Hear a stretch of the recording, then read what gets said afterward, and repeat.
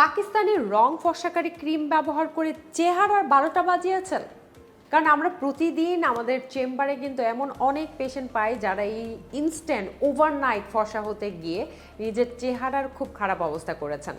এই ধরনের অনলাইন ক্রিমগুলো যখন আপনি ব্যবহার করেন ইনস্ট্যান্ট একটা ব্রাইটেনিং ইফেক্ট দেয় বা একটু সাদা লাগে, একটু হোয়াইটেনিং ইফেক্ট আপনি পান, বাট এটা কিন্তু পরবর্তীতে আপনার স্কিনটাকে খুবই খারাপ করে দেয়। এতে করে স্কিন ড্যামেজ হচ্ছে, মেস্তার প্রবলেম হচ্ছে, বিভিন্ন জায়গায় ছোপ ছোপ দাগ হচ্ছে, পিগমেন্টেশন। আপনারা নিজেরাই লক্ষ্য করবেন যে এটা নিয়ে কিন্তু এখন মানুষজন অনেক সচেতন, কিন্তু আপনি যদি আজকে সচেতন না হন তাহলে কিন্তু ফিউচারে আপনি আপনার স্কিনের সাথে খুব খারাপ করছেন। সো আমি বলবো এই ধরনের স্টেরয়েড অনলাইন পাকিস্তানি ক্রিম আপনারা প্লিজ ব্যবহার করবেন না।